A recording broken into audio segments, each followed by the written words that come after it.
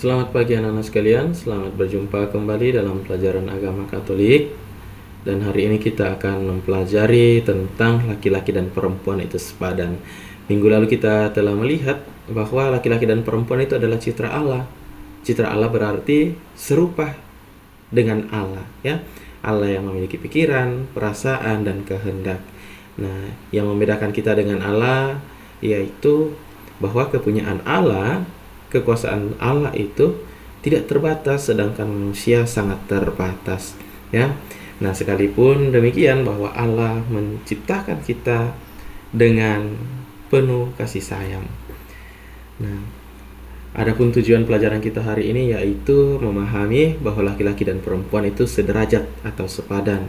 Lalu yang kedua, peran laki-laki dan perempuan yang menunjukkan kesederajatan. Lalu yang ketiga, bersyukur atas anugerah Allah sebagai laki-laki atau perempuan yang sepadan.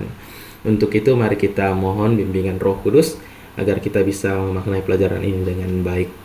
Mari kita siapkan hati, kita berdoa bersama-sama. Dalam nama Bapa dan Putra dan Roh Kudus. Amin.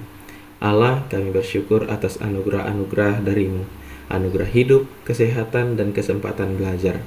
Bimbinglah kami dalam pembelajaran hari ini, agar kami dapat menemukan hal-hal yang berguna bagi pertumbuhan dan perkembangan kami masing-masing, baik sebagai laki-laki maupun perempuan, terutama bagi perkembangan iman kami kepadamu. Demi Kristus Tuhan kami. Amin. Dalam nama Bapa dan Putra dan Roh Kudus. Amin. Nah, anak-anakku sekalian, dalam kehidupan kita seringkali kita mendengarkan pernyataan bahwa anak perempuan lebih banyak dibatasi dalam bersikap, bertingkah laku, bahkan dalam bercita-cita ketimbang laki-laki diberi kebebasan. Nah, mari kita bertanya dalam hati kita masing-masing. Apakah ada pekerjaan yang bisa dilakukan laki-laki, tapi tidak bisa dilakukan oleh perempuan? Nah, untuk mendalami pertanyaan ini, mari kita lanjutkan pelajaran kita, ya. Nah, Pak Guru yakin kalian semua sudah kenal dan tahu siapa itu Ibu Kartini, ya. Seorang pahlawan perempuan yang memperjuangkan kesetaraan atau kesepadanan perempuan dengan laki-laki. Beliau dikenal sebagai pejuang emansipasi perempuan. Nah, banyak kemajuan yang telah dialami perempuan Indonesia berkat jasa Ibu Kartini. Nah, kenapa Ibu Kartini sangat memperjuangkan yang namanya kesepadanan antara laki-laki dan perempuan? Karena pada era Ibu Kartini, perempuan, ya, itu sangat terbatas dalam mendapatkan pendidikan, ya. Bahkan perempuan pada umumnya tidak mendapatkan pendidikan formal, terutama perempuan dari kalangan biasa. Hanya beberapa perempuan bangsawan yang mendapatkan pendidikan, dan itu pun juga terbatas. Lalu yang kedua itu tentang pingitan dan pernikahan dini. Perempuan seringkali dipingit setelah usia tertentu dan dijodohkan dengan laki-laki yang tidak mereka kenal, bahkan dengan status poligami. Lalu berikutnya itu masalah peran domestik. Perempuan dianggap hanya memiliki peran dalam usaha rumah tangga dan pengasuhan anak, tanpa memiliki kesempatan untuk berkarir atau berkontribusi dalam ranah publik. Selanjutnya tentang ketergantungan pada suami. Nah, perempuan dianggap tidak memiliki otonomi dalam kehidupan dan nasib mereka sangat tergantung pada suami. Maka ungkapan suwargo nunut neroko katut menggambarkan bagaimana kebahagiaan atau penderitaan istri ditentukan oleh suami. Lalu selanjutnya, perlakuan yang lebih rendah. Perempuan seringkali dianggap lebih rendah derajatnya dibanding laki-laki dan kurang dihargai dalam berbagai aspek kehidupan, ya. Nah, selanjutnya lagi tentang keterbatasan dalam berpendapat dan berkarya. Perempuan tidak memiliki kebebasan untuk berpendapat atau berkarya di luar rumah, dan cita-cita mereka seringkali terpendam karena keterbatasan sistem.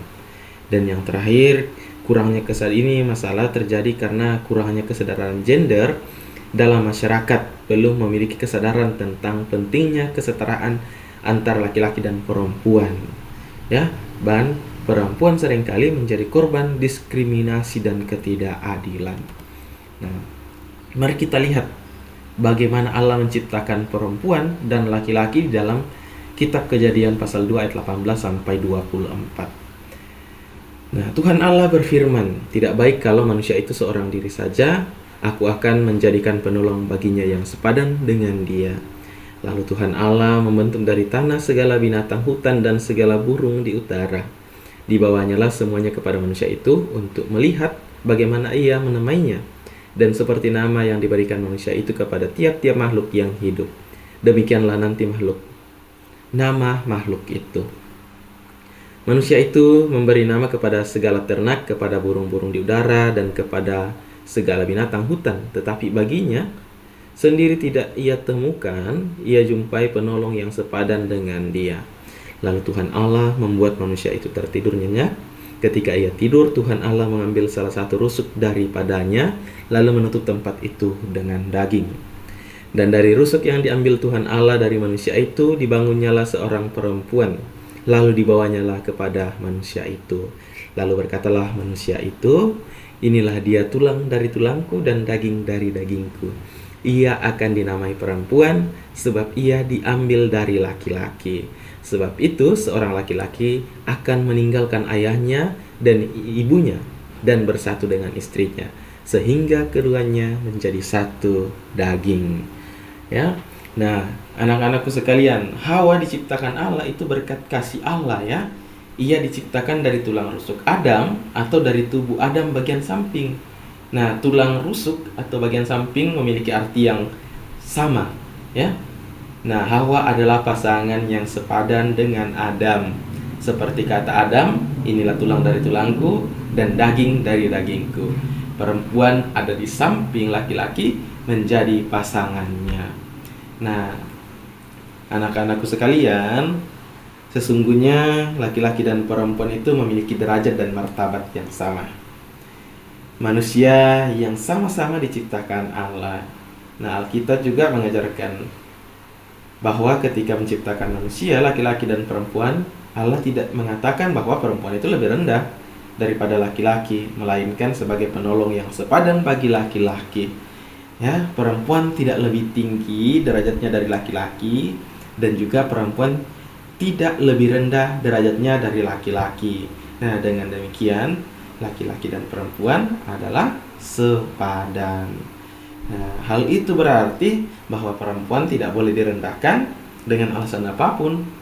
Bila direnungkan lebih mendalam, perempuan sebenarnya memiliki peran yang istimewa dalam kehidupan manusia, karena menjadi perantara kelahiran seorang manusia ke dunia.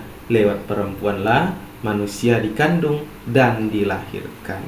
Ya, itu artinya kalau bukan perempuan, mungkin saja kita sekarang ini tidak ada di dunia ini. Ya. Nah, yang membedakan antara laki-laki dan perempuan itu bukan tentang derajatnya ya anak-anakku sekalian, tetapi yang membedakan laki-laki dan perempuan itu lebih kepada fisik ya, atau kejiwaannya ya. Itu bukan tentang derajat atau martabat, tetapi itu lebih kepada fisik dan kejiwaan. Seringkali orang menyalahartikan hal ini. Nah, secara fisik, misalnya saja tulang laki-laki lebih kuat dibandingkan dengan tulang perempuan.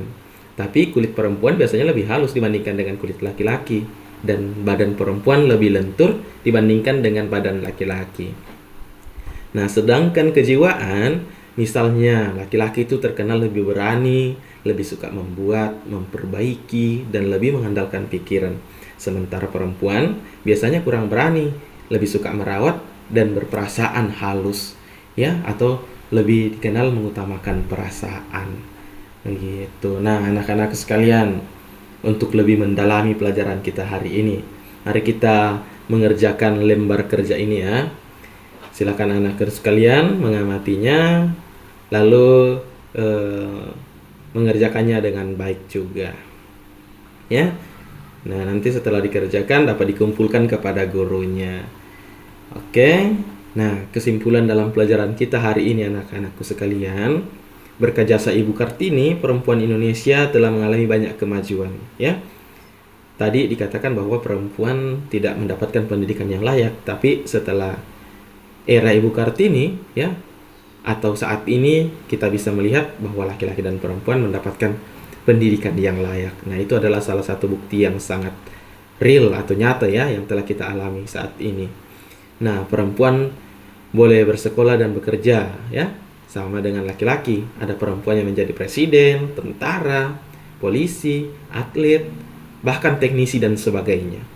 Nah, Tuhan menciptakan laki-laki dan perempuan. Perempuan diciptakan sebagai penolong yang sepadan. Dalam kitab Kejadian digambarkan perempuan diciptakan dari bagian samping atau tulang rusuk laki-laki. Dengan demikian, perempuan bukanlah atasan laki-laki, tetapi perempuan juga bukan bawahan laki-laki. Ya, perempuan ada di sisi yang sederajat dengan laki-laki. Gitu ya anak-anakku sekalian. Nah, mari kita bertanya di dalam diri kita, kita berenung-renung sedikit ya.